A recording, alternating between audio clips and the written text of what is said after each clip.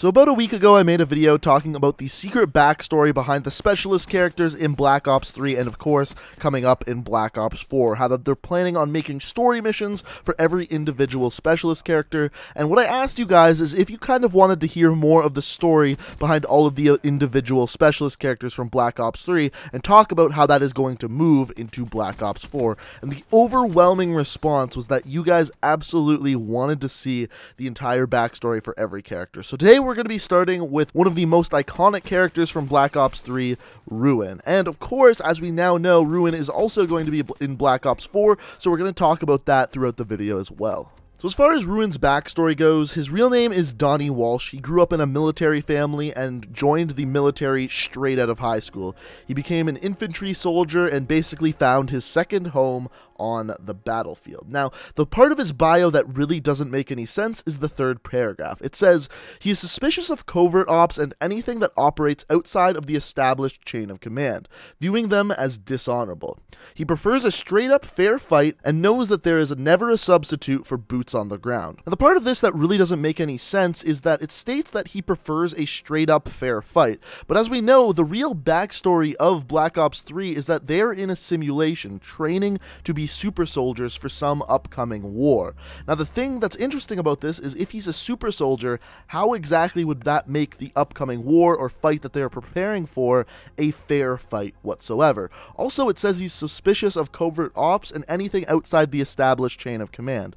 Clearly, this simulation that they are taking part of is outside the usual. Now, the interesting part about this is that this hypocrisy is further amplified with the final paragraph. It says, now cybernetically augmented, he uses his unique abilities to rush headlong into the fray, meeting his enemies with sheer, unadulterated, and overwhelming force. So as we're going to find out in a little bit here, he actually has gotten cybernetic augmentations to further make him a super soldier. Now, the interesting part is that completely contradicts his statement before about preferring a straight-up fair fight. So speaking of which, let's talk about his abilities, starting off with his abilities in Black Ops 3. So the first of which, and possibly the most iconic from Black Ops 3, is the gravity spike. So the description of this is twin charges drive deep into the ground, sending out a powerful, expanding seismic shockwave that destroys everything in its range. Now, as I mentioned in the previous video talking about the specialist storyline, Black Ops 4 actually takes place prior to Black Ops 3. So in Black Ops 4, Ruin actually doesn't have any of the cybernetic augmentations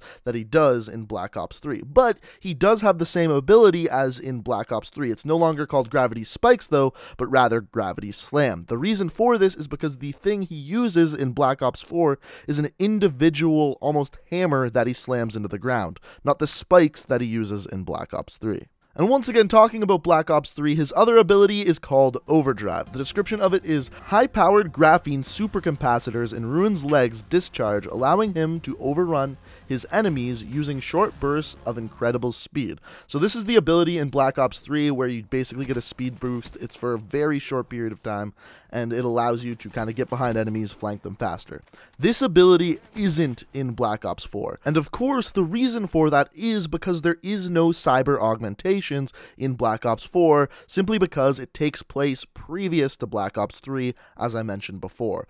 Similar to this, there's no direct neural interfaces like there is in Black Ops 3, which allows the kind of mind-bending abilities of other specialist characters to not be in the game. As David Vonderhaar said it at one of the press conferences, the specialist abilities are more grounded in Black Ops 4 than they were in Black Ops 3. Now, Treyarch actually got around this in a pretty smart way by also implementing an ability in Black Ops 4 that speeds up his movement without using the augmentations, and that's simply a grappling hook. He's the only character in Black Ops 4 that is allowed to use it, and basically it can grab onto any surface and make him move faster throughout the map without having to use these graphene supercapacitors that they used in Black Ops 3. Now, before we get into the backstory of who Ruin is, who he dislikes amongst the specialist characters, and who he knew in the past, I first have to explain that Ruin was actually a member of something called the Winslow Accord. Now, the Winslow Accord, of course, was something very important to the campaign of Black Ops 3, but a very quick description of what it actually is it's a division made to counter something called the CDP, which is basically the bad guys in Call of Duty Black Ops 3. So the CDP stands for the Common Defense Pact, as I mentioned, is the bad guys. So the Winslow Accord was made to counteract these guys after NATO, which is stands for the North Atlantic Treaty Organization, kind of fell apart. So it was a way for countries to come together and create an army to counter the bad guys, basically. Now, the interesting part about the Winslow Accord, it was actually designed after the Black Ops division of the CIA, which sounds familiar because in the previous Black Ops games, Frank Woods and Mason were all a part of the Black Ops organization developed under the CIA, which is one of the ways that Black Ops 3's story actually ties in to the previous Black Ops games. So as far as the next part of Ruin's backstory, we're going to get a lot of the information through the transmissions that you unlock through doing the hero gear challenges for each character. So the transmissions that we're listening to here are actually a conversation at a bar between Battery and Ruin, telling a story about one of their past missions. Now, the thing that I would think would be interesting is if this mission that they're talking about here is actually Ruin's mission in Call of Duty Black Ops 4. As we know, each individual specialist character gets their own mission in Black Ops 4, and I wouldn't really be surprised if this was his mission in the next game. So here's the first part of the transmission. You think that's impressive? There was this one time with me and Baker. Not this again. Come on, Walsh. What, you want to tell it? Nah, the way you do, it gets better every time. Right? Anyway, so there was this one time... He's full of it, though. Keep that in mind. It was bad. No idea who authorized the attack, but it was another Charlie Foxtrot. Intel had told us the area was clear and our target was 2 clicks ahead, so we moved out. Counted a couple of patrols on the way, no big, we had that covered. Then we got the call over the comms. Dead systems were down. So when Battery says dead systems there, what she's referring to are called direct energy air defense systems. And what those are is basically a giant umbrella that goes over an area that protects it from any air assault. So whether that be a helicopter, airplane, AC-130, the direct energy air defense system protects it from that. Right. We looked at each other, realized we had 30 seconds before incoming AP turned us into mist, so we hustled quick. Anti-personnel was the least of our problems. Enemies started raining major reinforcements in behind us. So at the end of Transmission 1, the big takeaway from this one is very clearly Ruin and Battery are good and old military friends, which means they knew each other before the simulation. But in the next transmission here, another character is involved, and this character, Ruin is much less fond of. We were cut off from our own side at this point. Only way we can go is forward. Enemy had found our kills, and Sigint told us there was some serious heat coming our way. We knew there was a hardened CDP emplacement about a click away, so we booked it, figuring it was a defensible place to hold up in, even if we had to take it first. We approached the bunker, no sign of resistance. Stacked up on the door and breached. Checked our corners, first room clear. Entered the corridor, body on the ground, split gut to gullet. Room looked like a slaughterhouse. Next room, same story. 2 EKIA. Walls and ceilings painted with their blood. Didn't look like they got off a shot. We approached the door to ops. Listen, nothing. Gave Baker the signal to kick it in, and we burst into the room. 5 bodies, 4 fillets, 1 very much alive. Spectre, this covert ops creep, wasn't happy to see us either. Didn't need to be able to see an expression to know we could get taken out in a heartbeat. So a big takeaway from this part here is, first of all, Ruin and Battery, both part of the Winslow Accord, knew each other beforehand. Spectre, clearly not a part of the Winslow Accord, however, were acquainted with Battery and Ruin during this mission. Also, throughout that transmission, Ruin states that the enemies were cut from gut to gullet, talking about how Spectre is actually using his Ripper to take out enemies. Just sitting there, surrounded by corpses, checking intel and cleaning those blades. That's what we were doing here. Calm as anything. Calm lasted about 3 seconds when we said we had company coming in behind us. Said if we'd blown the mission, we'd be kissing our internal organs goodbye.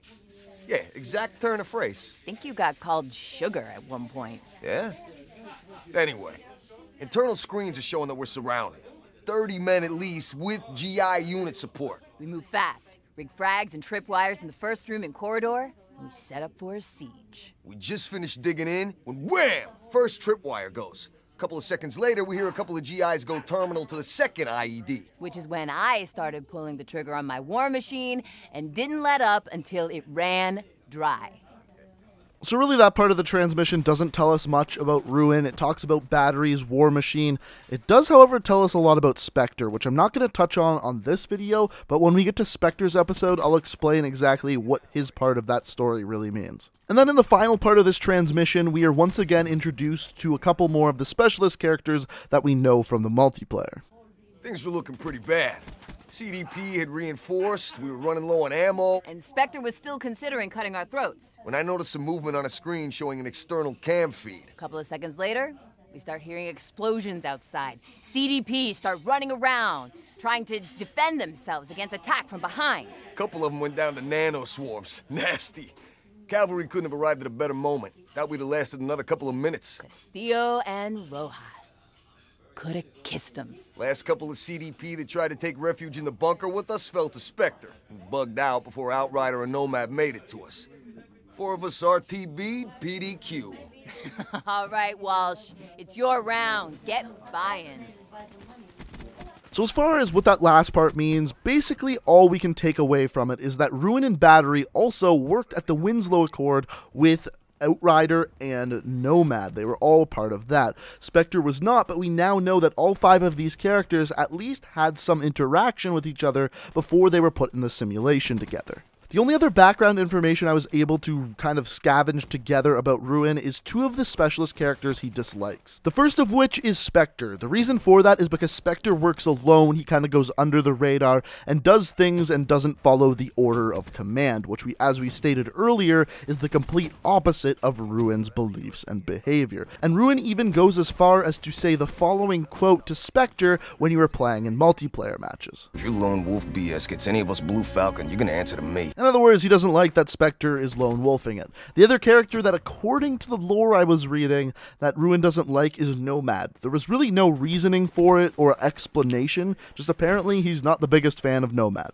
Now, as far as the specialist characters go, Ruin is one of the more straightforward ones. He's a soldier through and through, was in the military straight out of high school, and somehow got involved in the Winslow Accord. Now, the interesting part about this, and the part I look forward to finding more out about, when it comes to Black Ops 4 is, first of all, how was he recruited into the Winslow Accord? How did that all happen? How did he get acquainted with these fellow soldiers and specialist characters that he's already talking about in this story? And of course, the biggest thing of all is, who is the spy that recruited all of these soldiers into this simulation program to become super soldiers? Which one of the specialist characters was it? Because as we know, one of them is the spy, but we really haven't been hinted along to who exactly it is. But guys, that is the backstory of Ruin. If you enjoyed the video, I put a ton of work into this thing, so it would be amazing if you could hit that like button. If you want to see more videos like this one, the best way to show me is by hitting that like button. Also, if you're new to the channel, I'm going to be trying to make one of these videos once a week all the way into the release of Black Ops 4.